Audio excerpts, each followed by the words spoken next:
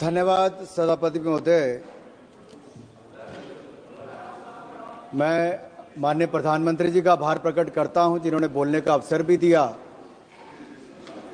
और आज हम गर्व के साथ कह सकते हैं मोदी है तो मुमकिन है। और ये मुमकिन करके दिखाया, इसका सबसे बड़ा सबूत ये बजट है, क्योंकि ये सिर्फ एक वार्षिक बजट नहीं, ये विकसित भारत का रोड मैप है और संकल्प से सिद्धि तक ले जाने का रास्ता है। लेकिन माननीय सभापति जी, जैसे ही हम लोग विकसित भारत की बात करते हैं, विपक्ष के पेट में मरोड़ पड़ने शुरू हो जाते हैं। और यही नहीं, ये दर्द थोड़ा इससे भी ज्यादा दिखेगा। जावेद साहब सुनिए, पिछले कल ही नतीजे आए हैं, सुनिए। और दिल्ली के चुनाव के नतीजों ने बताया कि दिल्ली वालों ने आपदा मुक्त दिल्ली कर दी है। और ये कह दिया कि केवल नारा नहीं है, दिल्ली के दिल में मोदी है, ये करके दिखाया है। और दिल्ली वालों ने आपदा की लूट की खुली छूट, जो लूट और भ्रष्टाचार चारों ओर फैला था, आज उनको बाहर का रास्ता दिखाया है। दिल्ली में कमल का फूल खिलाया था। महान जनता ने, दिल्ली की महान जनता ने 10 साल के कुशासन और प्रदूषण को बाहर का रास्ता दिखाया। दिल्ली की जनता ने मोदी जी के विकास का मार्ग चुना है। आज मैं ये कह सकता हूं, आज अंधेरा छटा है, आपदा का बादल फटा है, दिल्ली के सौभाग्य का सूर्योदय हुआ है, क्योंकि दिल्ली में कमल खिला है, दिल्ली में कमल खिला है। यही नहीं, हमारे बड़े बुजुर्ग कहते हैं कि जब माता लक्ष्मी आपके ललाट पर आपका तिलक करने आए तो मुंह धोने ना चले जाएं, फटाफट अपना तिलक कराएं। और इसी तरह का अवसर किसी को गंवाना नहीं चाहिए। ऐसा ही मोदी सरकार ने अवसर दिया, जहां मां लक्ष्मी आप सबके द्वार आई है। 12 लाख तक कोई टैक्स नहीं लगेगा, इनकम टैक्स नहीं लगेगा, जो आज तक संभव नहीं हुआ। इसलिए तो कहते हैं मोदी है तो मुमकिन है, क्योंकि 12 लाख तक जीरो टैक्स कर दिया है। और मैं विपक्ष के मित्रों से कहना चाहता हूं, अब तो थोड़ा चेहरे पे मुस्कुराहट लाइए, पूरा देश खुश है भाई, आपको भी टैक्स नहीं देना पड़ेगा। मैं आगे बताऊंगा इंदिरा जी के समय क्या क्या होता था। आज भारत के 4 ग्रोथ इंजन तय हुए हैं, एग्रीकल्चर हो, एमएसएमई हो, इन्वेस्टमेंट हो या एक्सपोर्ट हो। और हमने जो विकसित भारत के लिए लक्ष्य तय किए हैं माननीय सभापति जी, वो भी सन 2047 तक शून्य गरीबी होगी, गरीबों को गरीबी से मुक्ति मिलेगी। वहीं पर 100% गुणात्मक शिक्षा दी जाएगी, हर व्यक्ति को अच्छी स्वास्थ्य की सुविधा और सस्ते दाम पर दी जाएगी। और वहीं पर श्रमिकों का कौशल विकास होगा और उचित उनको रोजगार के अवसर दिए जाएंगे। हमारे विकास की भागीदारी में महिलाओं को 70% उनका योगदान इकोनॉमिक एक्टिविटीज में होगा। और हमारे किसानों के दम पर भारत दुनिया की फूड बास्केट बनेगी, यानी कि food basket of the world हम भारत को बनाकर दिखाएंगे।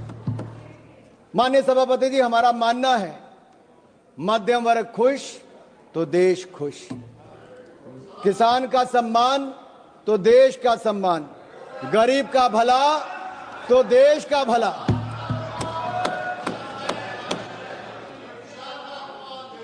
सुनना ही नहीं चाहते सर। सभापति जी, अगर मैंने देश के सम्मान की बात की, गरीब के कल्याण की बात की, मध्यम वर्ग के खुशी की बात की, तो इनको दर्द क्यों हुआ है?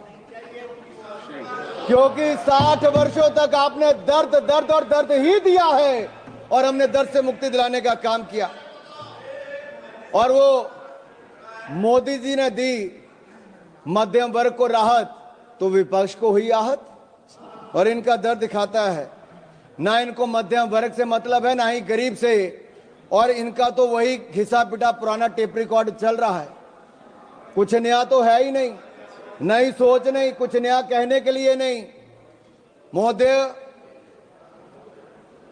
इस बार विदेशी चिंगारी ना होने का असर साफ दिख रहा है, और ये विपक्ष पर विदेशी चिंगारी ना होने का असर साफ दिख रहा है।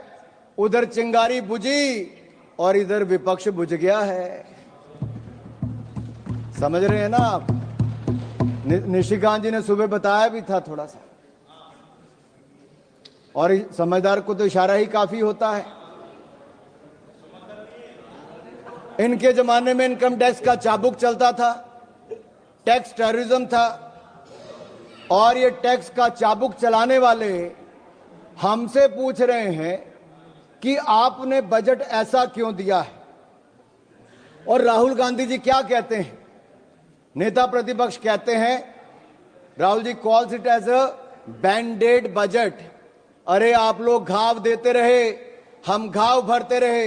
Late me say this is not a bandage budget, this is a booster budget, this is a booster budget, this is a booster shot. और जो कहते हैं कि पैराडाइम शिफ्ट की बात करते हैं, माननीय सभापति जी मैं कहना चाहता हूं पैराडाइम शिफ्ट तो आया है। यूपीए के समय स्कैम भारत था, आपके समय 2G स्कैम हो, कॉमनवेल्थ गेम स्कैम हो, अंतरिक्ष देवास स्कैम हो, कोल स्कैम हो, अगस्ता वेस्टलैंड स्कैम हो, स्कैम पर स्कैम था। और ये स्कैम भारत से आज सक्षम भारत की ओर कोई लेकर आया है तो नरेंद्र मोदी जी लेकर आए हैं। आज हम बात करते हैं एस्पिरेशनल इंडिया की, स्टार्टअप इंडिया की, विकसित इंडिया की, खेलो इंडिया की। अभी दयानिधि मरन जी खेलो इंडिया की बात कर रहे थे। वो अपने राज्य के खेल मंत्री की बात तो की, ये नहीं बताया कि मोदी जी ने खेलो इंडिया दिया था और तमिलनाडु में कराने का निर्णय हमने लिया था। उस समय मैं ही खेल मंत्री था, मोदी जी ने लिया था। And let me say this to each and everyone, aspirational India will not sit until we make India विकसित। और ये विकसित भारत हम बनाकर रहेंगे। हमारी एक नहीं अनेक योजनाएं उसी दिशा में है। कांग्रेस के समय जब बजट था तो एक फैमिली के वेलफेयर के लिए था।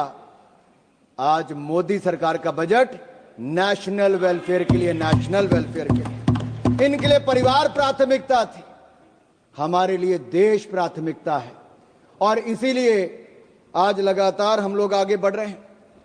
मुझे पता है आप लोग मिडिल क्लास के नाम पे, आपके चेहरे पे दर्द क्यों दिखा। ये दर्द जो झलका है ना साहब इनका, इनके लिए मिडिल क्लास के वर्ग, टैक्स पेयर, इनकी तिजोरी भरने वाला था।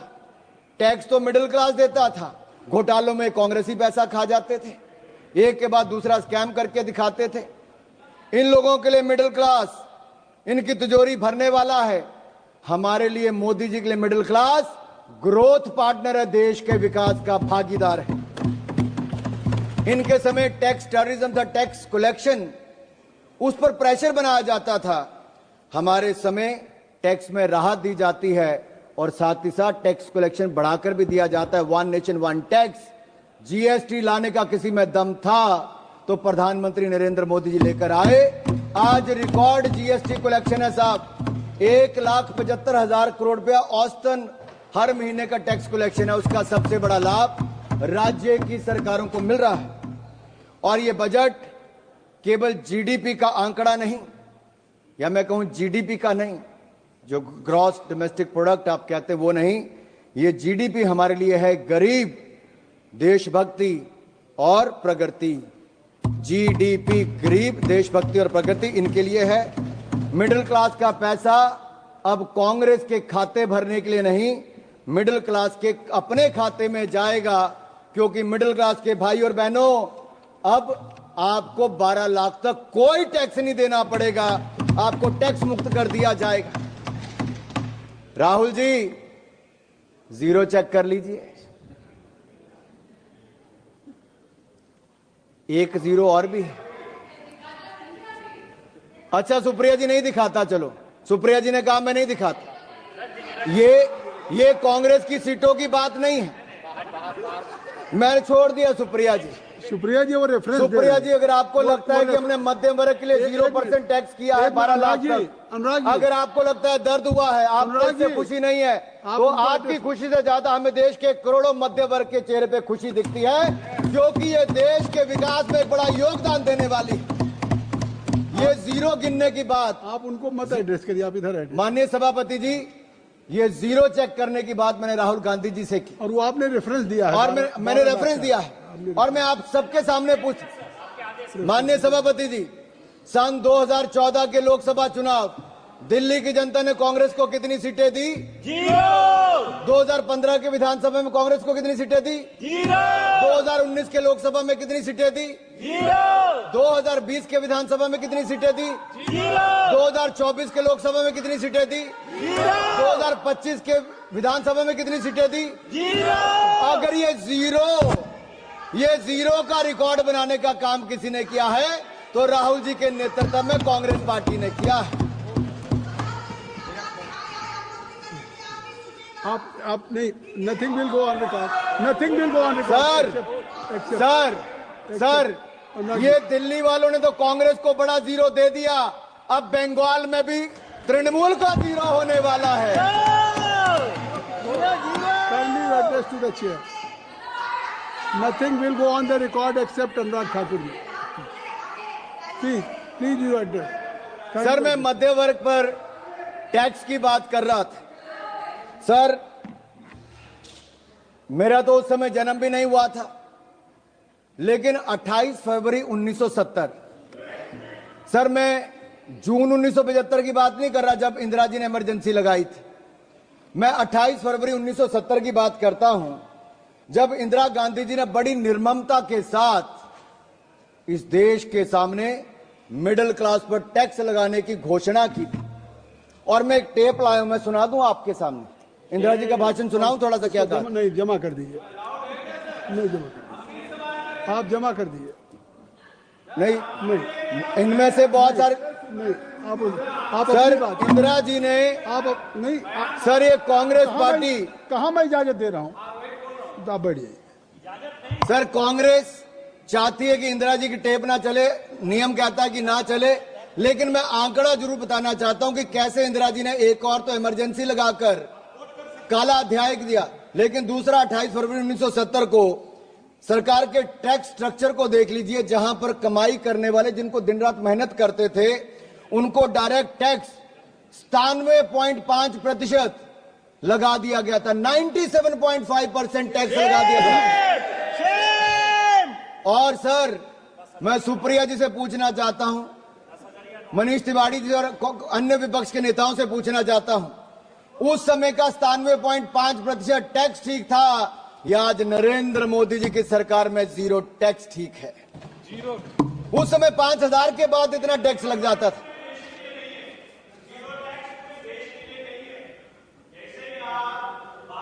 रिकॉर्ड में नहीं जा रही, कोई चीज रिकॉर्ड में नहीं जा रही। Nothing will go on record except Anurag Thakur ji speech. Please आप कहिए। माननीय सभापति जी, आप उधर क्यों देखते हैं? माननीय आप सभापति, इधर देखिए। मैं आपको ही कह रहा हूं। माननीय सभापति जी, ये मनीष जी का दर्द बहुत हल्का, क्योंकि इनकी आमदन 12 लाख से ज्यादा हो सकती है, मैं उस पर टिप्पणी नहीं करूंगा, लेकिन जो करोड़ों लोगों की 12 लाख तक की आमदन है, मैं पूरी जिम्मेदारी के साथ कहता हूं 12 लाख तक कोई टैक्स नहीं देना पड़ेगा, जीरो टैक्स है। और मैं याद करा दूं कांग्रेस के अपने मित्रों को, उस समय 5000 की आमदन के बाद 97.5% टैक्स सरचार्ज लगा के कर दिया था।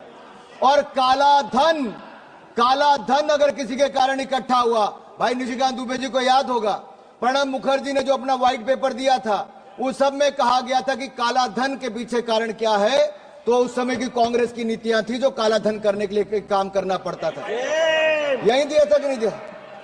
अगर ये सब इनके समय, सर हम तो देश के लोगों को ईमानदारी से टैक्स देने की बात कर रहे हैं और देश के टैक्स पेयर का धन्यवाद करते हैं, वो ईमानदारी से टैक्स दे रहे हैं, तो आज जाकर जनता को पक्का मकान भी मिल रहा है, शौचालय भी मिल रहा है, पानी भी मिल रहा है, अनाज भी मिल रहा है। ये मिल रहा है क्योंकि एक ईमानदार सरकार नरेंद्र मोदी जी के नेतृत्व में चल रही है। ये मिडिल क्लास के खाते में सेंधमारी करते थे। Sir sir leader of opposition है नहीं, शायद वो आलोपित हो गए हैं, मैं इस पे नहीं कहूंगा। सर वो बार बार सर सर बैठे बैठे मत टिप्पणी करिए जावेद साहब।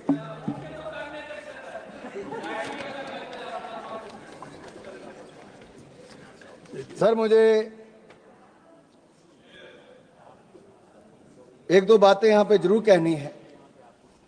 मैंने मध्यम वर्ग की बात की, लेकिन एक गरीब की बात जरूर करूंगा। सर एक राजनीतिक दल ऐसा है जिनके पहले प्रधानमंत्री से लेके मोदी जी से पहले के प्रधानमंत्री, यानी कि नेहरू जी से लेके मनमोहन सिंह जी तक, इन सब लोगों ने गरीबी हटाओ का नारा लगाया, गरीबों को छलने का काम किया और गरीबों के लिए गड्ढे खोदने का काम किया। लेकिन एक गरीब मां के बेटे नरेंद्र मोदी जी ने मात्र 10 वर्षों में कर दिखाया जो आप 60 साल में नहीं कर पाए। 4 करोड़ गरीबों को पक्के मकान बनाकर दे दिए और 3 करोड़ पक्के और मकान मंजूर कर दिए।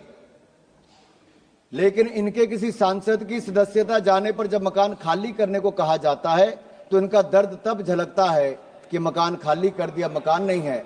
आप सोचो 70 साल तक वो लोग कितने अपने मकान को छोड़ना पड़ता था, और मोदी जी ने तो 25 करोड़ गरीबों को मल्टी डिमेंशनल पॉवर्टी लाइन से बाहर निकाला है। ये अपने आप में दुनिया कहती है कि क्या शानदार काम नरेंद्र मोदी।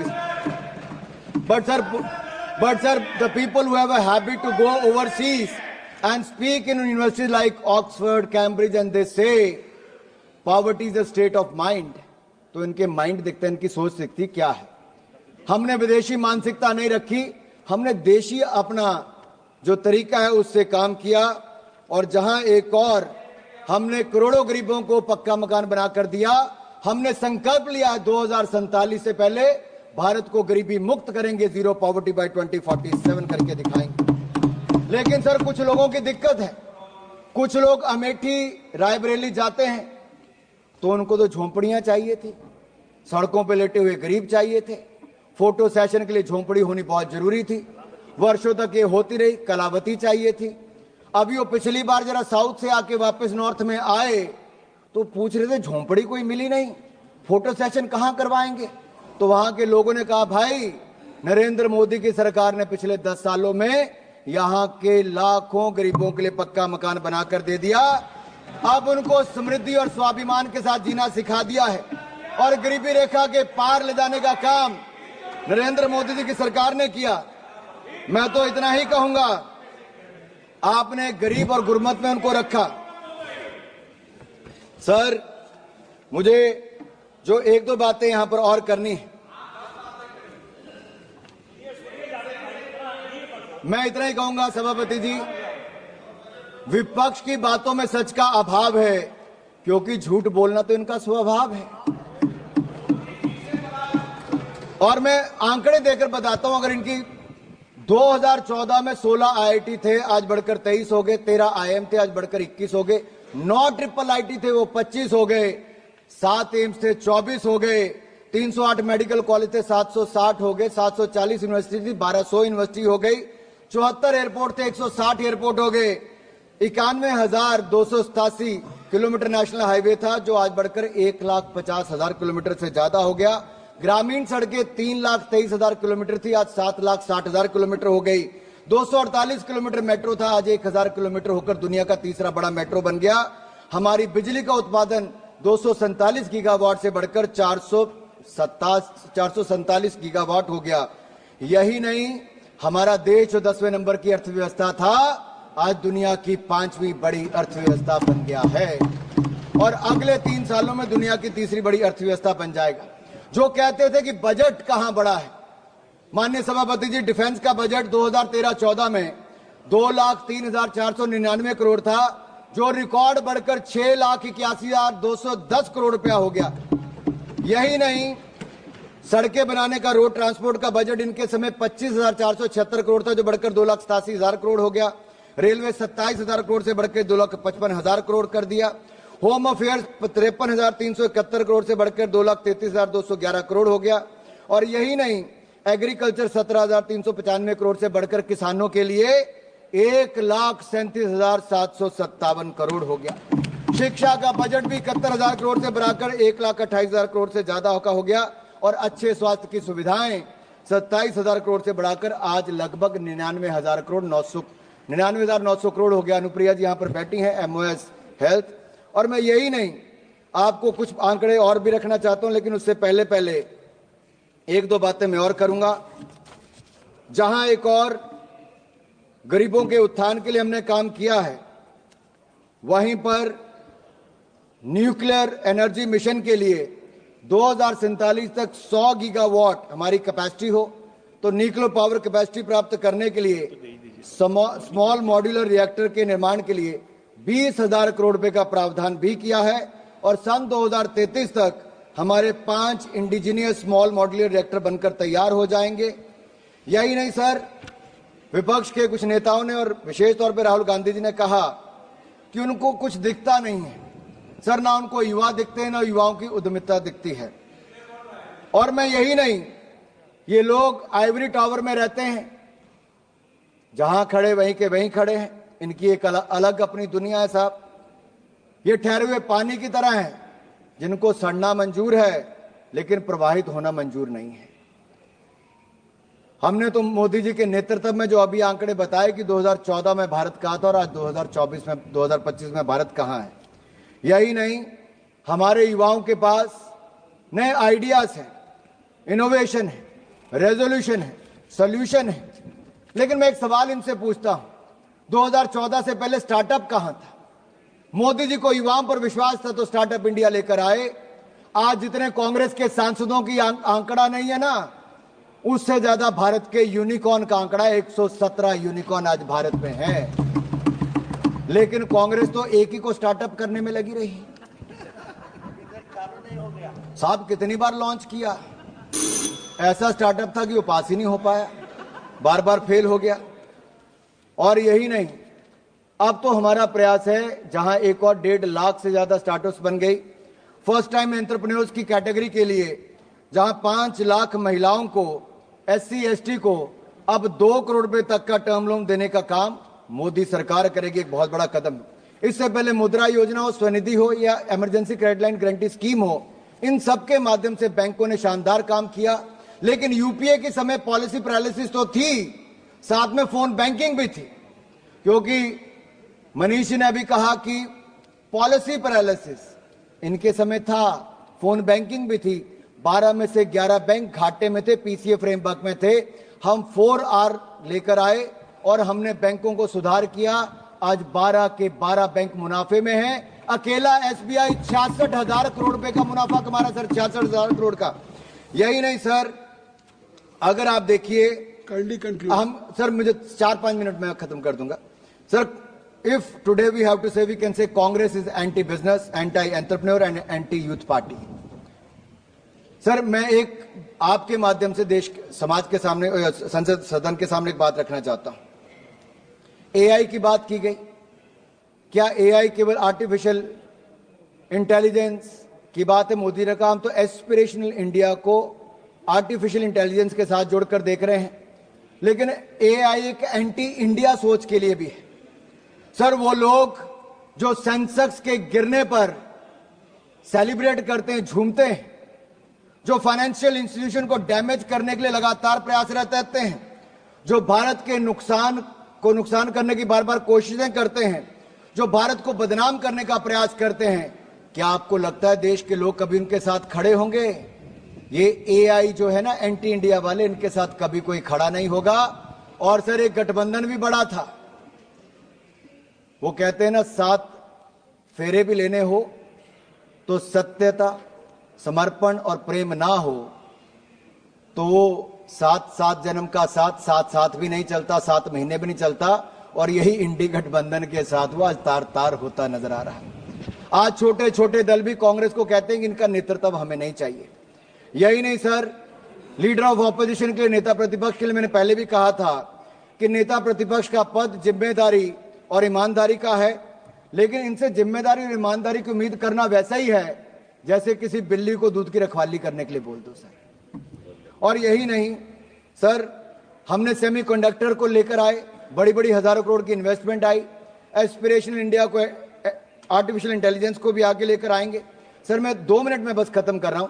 आर्टिफिशियल इंटेलिजेंस का इस्तेमाल मोदी जी भारत के सशक्तिकरण के लिए करना चाहते हैं, लेकिन विपक्ष के एक नेता इसको विभक्तिकरण के लिए करना चाहते, क्योंकि वो एआई का उपयोग कास्ट सेंसस के लिए करना चाहते हैं, जो आज भी जात पात से बाहर ना आना चाहते हो।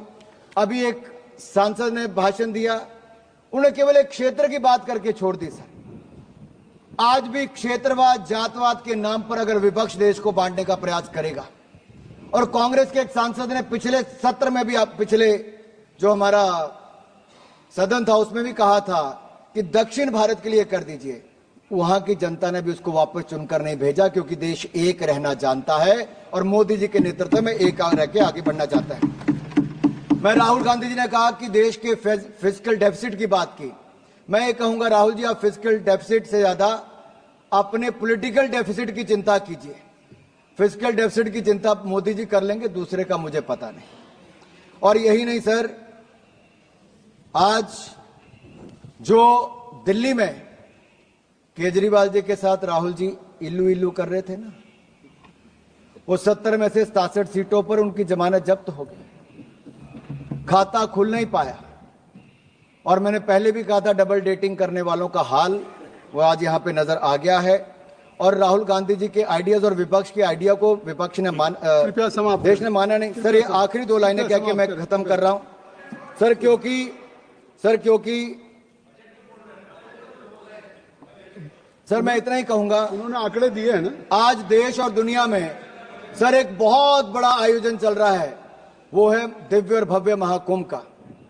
भक्ति, अध्यात्म और सामाजिक समरसता से ओत प्रोत भारत का दर्शन करने का इससे अवसर मिलता है। सर मुझे भी परसों जाने का अवसर मिला, मैंने भी कुंभ में स्नान किया। मैं इस अलौकिक आनंद का वर्णन नहीं कर सकता। वैसे वहां के माहौल के बारे में एक बात जरूर मैं कर सकता हूं कि जात पात पूछे नहीं कोई, हरि को भजे सो हरि के होई। धन्यवाद। कहने के लिए सर प्रयागराज में कुछ लोग कहते हैं कि उनके पुरखों ने, जैसे मान लीजिए जवाहरलाल नेहरू जी ने कुंभ में स्नान किया था, लेकिन आज की पीढ़ी जाने के लिए तैयार नहीं है। हालांकि जाते तो अवसर मिल जाता स्नान करने का भी, भारत के दर्शन करने का भी, दादाजी की समाधि पे फूल चढ़ाने का भी। और यही नहीं, हाँ हो सकता है सर अंकल सोरोस और अंकल सैम ने मना किया हो, कृपया समाप्त और फतवा जारी कर दिया हो कि ना कोई रामलला के दर्शन करने जाएगा, ना कोई कुंभ स्नान करने जाएगा। सर ये वही है जो दिल्ली के चुनाव में जिनके, कृपया समाप्त करें। Sir, don't cut my time, sir. कृपया समाप्त कर दिए। सर मैं बजट समाप्त कर दे। सर मैं समाप्ति कर रहा हूं। सर मैं इतना ही कहूंगा, काफी बात आपकी। सर ये लास्ट लाइन कह के कर रहा हूं कि जहां हम भारत की क्षमताओं को बढ़ाने का काम कर रहे हैं, वहीं पर जब हमने बिहार के बारे में बात की कि मखाना बोर्ड वहां पे बनाएंगे, तो जो लोग वहां जाके दूसरों के साथ मटन बनाने का काम करते थे, मखाना बोर्ड पर उनके चेहरे मुरझा गए। ऐसा क्यों है सर? सर ग्रीनफील्ड एयरपोर्ट की बात हमने बिहार के लिए, तो उसका विरोध करना शुरू कर दिया। कोसी कनाल प्रोजेक्ट की बात की, national institute of food technology की बात की, तो उस पर भी सर मैं ये कहूंगा कि मोदी सरकार का ये बजट जो है वो विकसित भारत बनाने के लिए है, वो उसी दिशा में आगे बढ़कर है। और पूरे देश ने मोदी जी के इस बजट का स्वागत किया है। आपने मुझे बोलने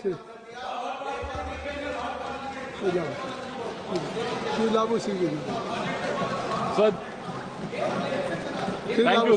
thank you, sir, for allowing me to speak on union budget. Shri लाबू Singh, Shri Labu, अब Labu Singh, Let him conclude, sir. आपकी लास्ट लाइन तो हो गई कई बार। सर लास्ट लाइन है सर, ये बजट एक फोर्स मल्टीप्लायर है। ये बजट बचत बढ़ाएगा, निवेश बढ़ाएगा, खपत बढ़ाएगा और विकास को भी तेजी से बढ़ाएगा। देश की नागरिकों की जेब में, उनके बैंक अकाउंट में पैसा बचाएगा और ये नागरिक मिलकर सब विकसित भारत का जवाब दे दिया।